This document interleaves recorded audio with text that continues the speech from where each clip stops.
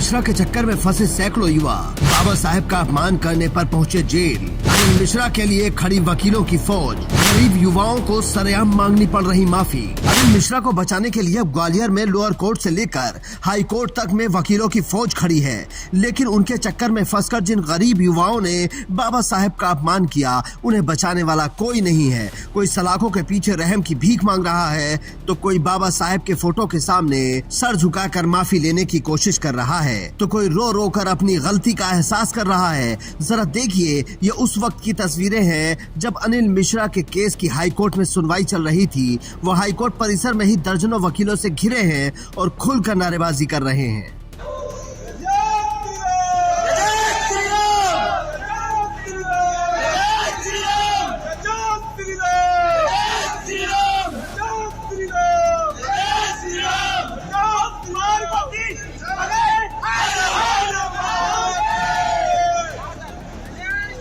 और अब ये तस्वीरें देखिए, ये वाराणसी के रहने वाले हैं। बाबा साहेब की तस्वीर के सामने खड़े होकर माफी मांग रहे हैं। गलती हो गई अनजाने में, दोबारा ऐसा गलती नहीं करूँगा, भूल चूक के हुआ था। मैं फिर ऐसा गलती नहीं होगा, बस यही तो माफी मांगता हूँ।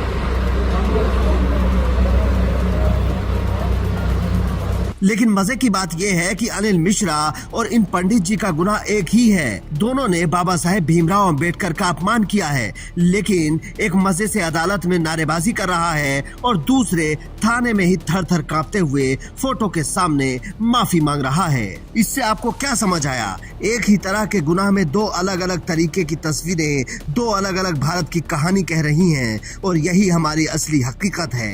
ये सवाल खड़ा हो रहा है कि क्या यहाँ गरीब और अमीर, कमजोर और ताकतवर के लिए सजा और इंसाफ अलग होता है? ये सवाल हमारे देश में हमेशा से रहा है और समय के साथ और बड़ा होता जा रहा है। अनिल मिश्रा ने बाबा साहेब के खिलाफ मोर्चा खोला।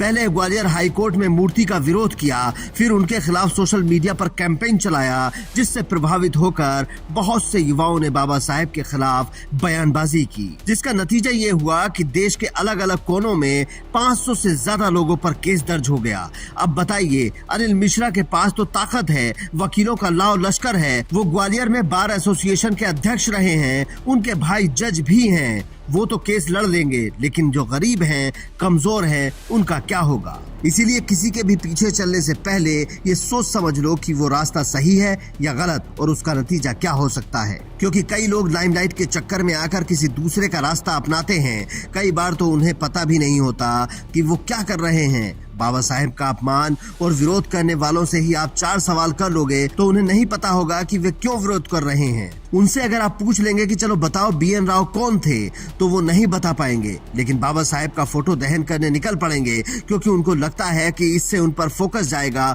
और मीडिया भी कवरेज देगी। लेकिन भाई लोग, मीडिया की कवरेज अगर आपको माफी मांगते हुए होती है तो बताइए कि आपका नाम होगा या आप बदनाम होंगे। आप पहले समझिए कि बाबा साहेब का अपमान आप क्यों करना चाहते हैं, आपका उन्होंने क्या बिगाड़ा है। पहले आप उनके बारे में पढ़िए और समझिए कि बाबा साहेब ने समाज के लिए क्या किया है, इंसानियत के लिए क्या किया है और वैज्ञानिक चेतना के लिए क्या किया है। और अगर फिर भी आपको लगता है कि अंबेडकर विरोध जरूरी है, तो संविधान के दायरे में रहकर कीजिए, क्योंकि विरोध और अपमान में बहुत बड़ा अंतर होता है।